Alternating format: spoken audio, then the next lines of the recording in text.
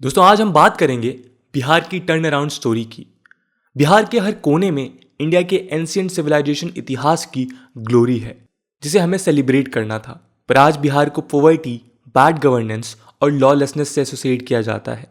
वो बिहार जिसे cradle of Indian civilisation कहा गया और जिसने हमें अशोका जैसे चक्रवर्ती सम्राट, वर्ल्ड रिनोन्ड सेंट्स जैसे गौतम बुद्धा और वर्धमान महावीर और ग्रेट स्कॉलर्स जैसे कौटिल्य, आर्यभट्ट और पनीनी दिए।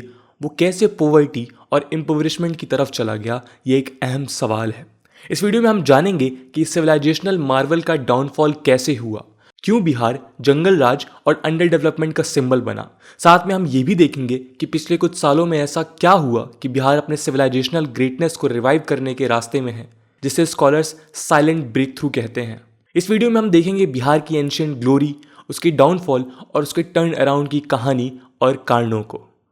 नमस्कार दोस्तों, मेरा नाम है आदर्श और स्वागत है आपका स्टडी आईक्यू में।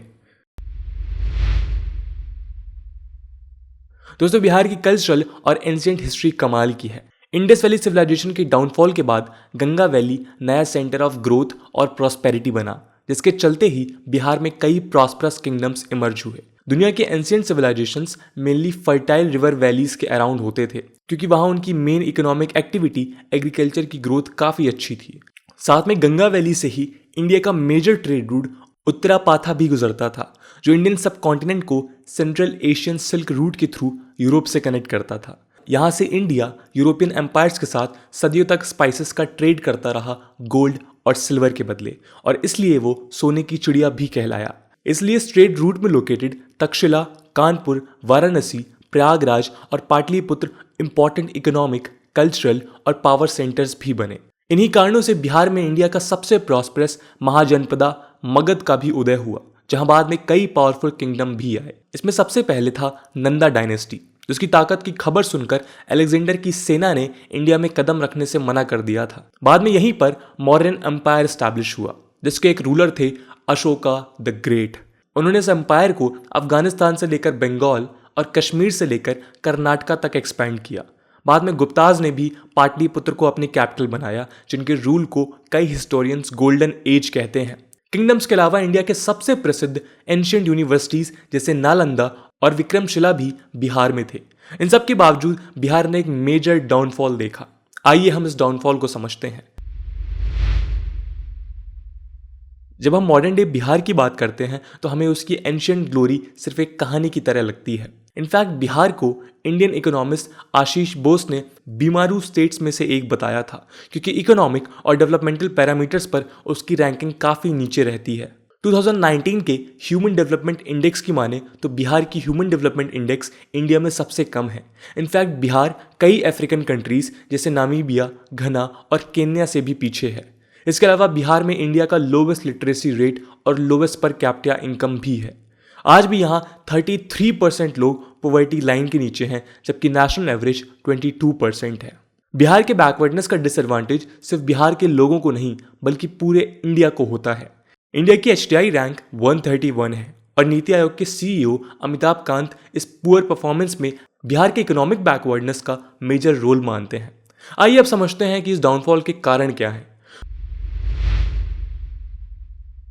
दोस्तों जनरली बिहार के डाउनफॉल के लिए पॉलिटिक्स या बैड गवर्नेंस को ब्लेम किया जाता है, लेकिन इन रियलिटी इसके कई डीप रूटेड और हिस्टोरिकल रीजंस है। सबसे पहला कारण है ब्रिटिश कॉलोनियलिज्म।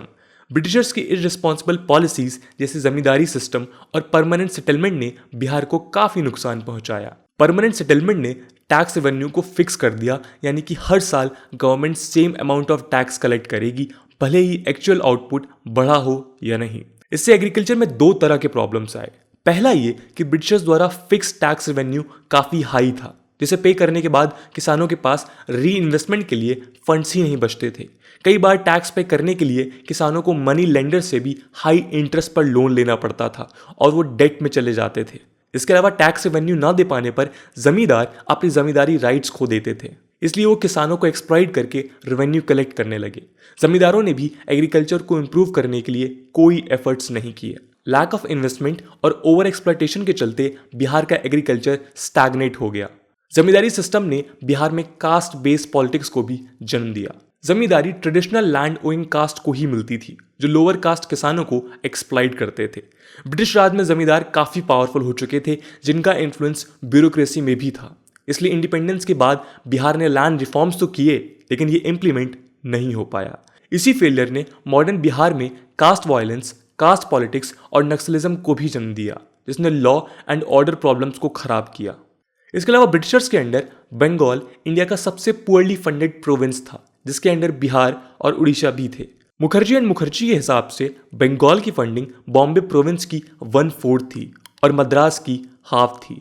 इसने भी बिहार के डेवलपमेंट को रोक दिया। इस तरह ब्रिटिशर्स ने इंडिपेंडेंस के वक्त ही बिहार को इंडिया का one of the purest region बना दिया था। अब सवाल ये है कि इंडिपेंडेंस के बाद भी बिहार की खराब स्थिति सुधरी क्यों नहीं? आइए जानते हैं। बिहार ने 70 सालों में 40 सरकारें और 23 सीएम देखे हैं। एक सीएम का एवरेज टेन्योर 1.5 ईयर्स था। इस इंस्टेबिलिटी के चलते गवर्नमेंट पॉलिसीज में और इंप्लीमेंटेशन में डिसकंटिन्यूटी रही।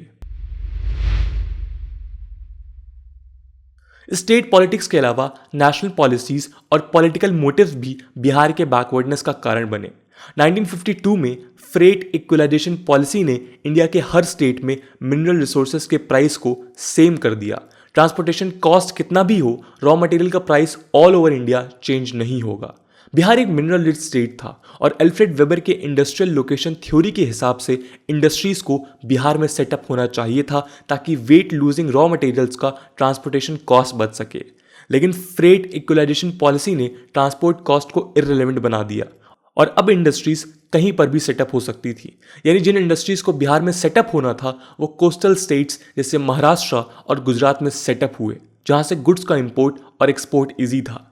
बिहार जो एक लैंडलॉक स्टेट है, वो अपने मिनरल रिसोर्स बेस का फायदा ही नहीं उठा पाया। फॉर्मर प्रेसिडेंट प्रणब मुखर्जी ने भी फ्रेट इक्वलाइजेशन पॉलिसी को बिहार के बैकवर्डनेस का मेजर कारण माना है। बिहार के अंडर डेवलपमेंट में पेटी पॉलिटिक्स का भी हाथ है। 1998 के फाइनेंस मिनिस्टर के एडवाइजर मोहन गुरुस्वामी कहते हैं कि बिहार को सालों तक सिस्टमैटिकली एक्सप्लॉइट किया गया और उसे सेंट्रल फंड से डिप्राइव किया। बिहार में दशकों तक रीजनल पार्टीज का इन्फ्लुएंस रहा, जिसके चलते सेंटर ने फंड्स अक्सर उस स्टेट को दिए जहां सेंट्रल रूलिंग पार्टी की सरकार रही। गुरुस्वामी के हिसाब से बिहार ने कम से कम 80,000 करोड़ का ग्रांट्स में शॉर्टफॉल देखा है और वो इसे इकोनॉमिक स्ट्रैंगुलेशन ऑफ बिहार कहते हैं। इन कारणों से इंडिपेंडेंस के बाद भी बिहार एक इंडस्ट्रियली बैकवर्ड, बेयरली अर्बनाइज्ड और सोशली अंडर डेवलप्ड स्टेट रहा। इसलिए 1990s में जब इंडियन इकोनॉमी लिबरलाइज हुई, तब बिहार बाकी स्टेट से कम्पीट नहीं कर पाया। लिबरलाइजेशन ने ऑलरेडी प्रॉब्लम्स फेस कर रहे बिहार के लिए फ्री कंपटीशन को अनफेयर बनाया और कंडीशन और ज़्यादा खराब हुई। फॉर एग्जाम्पल 1981 में बिहार का per capita income national level का 60% था, लेकिन लिबरलाइजेशन के बाद ये घटकर 35% हो गया। 1950s में ऑल इंडिया और बिहार के लिटरेसी रेट में सिर्फ 4% का अंतर था, लेकिन अगले 50 सालों में ये 4 गुना बढ़कर 17% हो गया। इसके अलावा 2000 में बिहार का बिफिरकेशन हुआ और झारखंड बना, जिसके चलते बिहार का पूरा इंडस्ट्रियल बेस और मिनरल रिच रीजन ऑफ छोटा नागपुर भी चला गया। बिहार के 85% सर्टिफाइड मिनरल डिपॉजिट्स और 93% फॉरेस्ट रिसोर्सेज अब झारखंड में थे। लेकिन कई सालों के अंडर डेवलपमेंट के बाद पिछले 15 सालों में बिहार ने कुछ ऐसा अचीव किया है जिसे लोग बिहार का टर्न अराउंड या साइलेंट ब्रेक थ्रू कह रहे हैं। आइए देखते हैं क्यों। दोस्तों, इस ब्रेक थ्रू में बिहार के रिवाइवल की स्टोरी है, जिसका सबसे बड़ा सबूत उसका फिनोमिनल ग्रोथ रेट है। बिहार के इकोनॉमिक सर्वे 2016-17 के हिसाब से उसका ग्रोथ रेट 10.3% था as compared to just 7% national average. Bihar ने इन डबल डिजिट ग्रोथ को ऑलमोस्ट 1 डिजिट तक सस्टेन किया और उड़ीसा जैसा कोस्टल स्टेट भी उसकी ग्रोथ रेट को मैच नहीं कर पाया। अरविंद विरमानी कहते हैं कि बिहार की ग्रोथ में 6 सेक्टर्स का बहुत इंपॉर्टेंट रोल है। इसमें कम्युनिकेशन का ग्रोथ रेट 27.5% है, कंस्ट्रक्शन का 21.8% और बैंकिंग एंड इंश्योरेंस का 19.4%। बिहार ने अपने इकोनॉमिक ग्रोथ के साथ ही सोशल डेवलपमेंट पर भी ध्यान दिया है। 2001 से 2011 के बीच बिहार का लिटरेसी रेट 17% से बढ़ा है। फीमेल लिटरेसी भी 18% से बढ़ी है। इन्फैंट मोर्टेलिटी रेट और मैटरनल मोर्टेलिटी रेट जैसे प्रॉब्लम्स को भी बिहार सक्सेसफुली टैकल कर रहा है। बिहार में लॉ एंड ऑर्डर की हालत इतनी खराब थी कि इसे जंगल राज कहा जाने लगा था। लेकिन द बिहार ब्रेक थ्रू में राजेश चक्रवर्ती कहते हैं कि 2004 से 2008 के बीच बिहार में डकैतीज और रॉबरीज आधी और किडनैपिंग की घटनाएं 400 से घटकर 66 हो गई हैं। पर सवाल ये उठता है कि आखिरकार बिहार के इस स्ट्रक्चरल ट्रांसफॉर्मेशन के पीछे क्या कारण है। अपनी किताब द न्यू बिहार में एनके सिंह कहते हैं कि बिहार की टर्न अराउंड की शुरुआत 2005 में नीतीश कुमार के चीफ मिनिस्टरशिप से हुई, जब कई फंडामेंटल रिफॉर्म्स इंट्रोड्यूस हुए। गुड गवर्नेंस इसमें सबसे पहला कदम था। बिहार गवर्नमेंट ने एम्पावरमेंट विद मॉनिटरिंग की स्ट्रैटेजी को अपनाया, जिसके तहत टॉप और मिडिल लेवल ब्यूरोक्रेसी को एम्पावर कर एडमिनिस्ट्रेटिव प्रॉब्लम से डील करने के लिए फ्री हैंड दिया गया। साथ में डिसीजन मेकिंग पावर्स को डेलीगेट किया गया। फॉर इंस्टेंस, पहला 25 लाख से ऊपर गवर्नमेंट एक्सपेंडिचर के लिए कैबिनेट का अप्रूवल चाहिए होता था, लेकिन अब 10 करोड़ तक के एक्सपेंडिचर को मिनिस्टर्स अपने डिस्क्रिशन से सैंक्शन कर सकते थे। इस इंक्रीज पावर का मिसयूज ना हो, इसलिए एम्पावरमेंट के साथ मॉनिटरिंग को भी बढ़ाया गया। फॉर एग्जाम्पल, सीनियर ब्यूरोक्रेट्स और मिनिस्टर्स की सीएम के साथ फोर्टनाइटली रिव्यू मीटिंग्स होती थी। प्रोग्रेस मॉनिटरिंग के लिए ई गवर्नेंस और न्यू टेक्नोलॉजीज का यूज हुआ। ब्यूरोक्रेसी के पास पावर आने की वजह से लॉ एंड ऑर्डर में सुधार आया और लोकल गूंस एंड मिलिशियास को कंट्रोल किया गया। अगला रिफॉर्म था इंटीग्रेटेड ग्रोथ स्ट्रैटेजी। इसके अंडर गवर्नेंस के साथ इंफ्रास्ट्रक्चर और ह्यूमन डेवलपमेंट जैसे हेल्थ एंड एजुकेशन पर खास ध्यान दिया गया। गवर्नमेंट ने एनर्जी एंड कम्युनिकेशन इंफ्रा को इम्प्रूव किया और वहाँ कई नए नेशनल और स्टेट हाईवेज बनाए। इसके साथ डेवलपमेंट एक्सपेंडिचर भी बढ़ा, जिसका डायरेक्ट आउटकम था बिहार में सोशल इंडिकेटर्स का इम्प्रूवमेंट। अगला रिफॉर्म था फिस्कल प्रूडेंस, यानी बजट का प्रॉपर यूटिलाइजेशन। प्रोफेसर सुदीप्तो मुंडले कहते हैं कि बिहार गवर्नमेंट ने अपने फाइनेंस मैनेजमेंट को काफ़ी सुधारा और सही जगह इन्वेस्ट किया है। फॉर एग्जाम्पल, 2004 से 2005 में बिहार का कैपिटल एक्सपेंडिचर सिर्फ 8% था, जो 2006 से 2007 में 20% से ज़्यादा हो गया। डेवलपमेंटल स्पेंडिंग 39% से 52% तक बढ़ गई और गवर्नमेंटल स्पेंडिंग बढ़ने के बाद भी बिहार का फिस्कल डेफिसिट घटकर 6% से 3% हो गया। अगला चेंज था rise in private investment. Law and order problem के चलते बिहार के बिजनेसमैन अक्सर एमपी और छत्तीसगढ़ चले जाते थे, लेकिन लॉ एंड ऑर्डर इंप्रूवमेंट के बाद बिहार डायस्पोरा ने स्टेट में वापस इन्वेस्ट करना शुरू किया। प्राइवेट इन्वेस्टमेंट से बिहार में कंस्ट्रक्शन सेक्टर का राइज हुआ, लैंड प्राइसेस बढ़े और रियल एस्टेट डेवलप हुआ। बिहार में फ्लाईओवर्स और मॉल्स भी इसी दौर में आए। जब प्राइवेट इन्वेस्टमेंट और इंफ्रास्ट्रक्चर डेवलप हुआ तो बिहार की सर्विस सेक्टर जैसे बैंकिंग, इंश्योरेंस और हॉस्पिटैलिटी को भी बढ़ावा मिला। आखिरी रीजन है ट्रांसफॉर्मेशनल पॉलिसीज। बिहार में कई पॉलिसीज लाई गई जिसने बिहार को रिफॉर्म किया। फॉर एग्जाम्पल, हर घर बिजली योजना। इस योजना ने बिहार में पर कैपिटा इलेक्ट्रिसिटी कंजम्पशन को 112 पर किलोवाट आवर से बढ़ाकर 360 किलोवाट आवर किया। फार्म रिफॉर्म्स की वजह से लास्ट 5 ईयर्स में बिहार का एग्रीकल्चर 7% पर ग्रो हुआ, जब ऑल इंडिया ग्रोथ सिर्फ 2% पे था। आईटी सेक्टर के प्रमोशन के लिए राजगीर में आईटी सिटी और बिहटा में आईटी पार्क बनाने के भी इनिशिएटिव्स लिए गए और न्यू इंडस्ट्रियल पॉलिसी 2016 में आईटी के अलावा फूड प्रोसेसिंग और गारमेंट इंडस्ट्री पर भी फोकस है। दोस्तों, इस टर्नअराउंड के बाद भी Bihar has a long way to go, क्योंकि आज भी बिहार के सोशल इंडिकेटर्स काफ़ी पुअर हैं। इसके अलावा आज भी बिहार में इंडस्ट्री के नाम पर सिर्फ कंस्ट्रक्शन सेक्टर है। इस फिगर से पता चलता है कि even amongst developing states Bihar में रोड कंस्ट्रक्शन, बैंकिंग और टेलीकम्युनिकेशन की स्थिति काफ़ी खराब है। इकोनॉमिस्ट कौशिक बसु के हिसाब से हाई ग्रोथ रेट के बाद भी पॉवर्टी रेट में बदलाव नहीं हुआ है।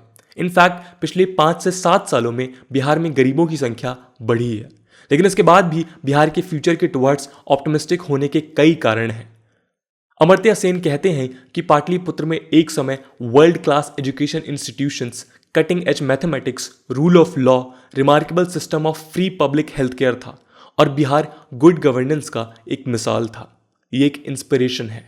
अगर बिहार इस इंस्पिरेशन का सही इस्तेमाल करेगा तो आने वाले समय में बिहार की टर्न अराउंड स्टोरी इतिहास के पन्नों में एक बड़ी मिसाल बन के उभर सकती है। दोस्तों, आपका क्या सोचना है इस बारे में कि क्या बिहार की टर्न अराउंड स्टोरी कंप्लीट हो पाएगी और ऐसे कौन से स्टेप्स हो सकते हैं जिसको लेके बिहार अपनी पुअर गवर्नेंस और अपने डिफरेंट इंडिकेटर्स को इम्प्रूव कर सकता है? कमेंट सेक्शन में ज़रूर बताइएगा। आज की वीडियो के लिए इतना ही। आई होप आपको ये वीडियो पसंद आई होगी, और अगर पसंद आई है तो अपने दोस्तों के साथ शेयर करना मत भूलिएगा। हम मिलते हैं अगली वीडियो में, तब तक के लिए जय हिंद, जय भारत।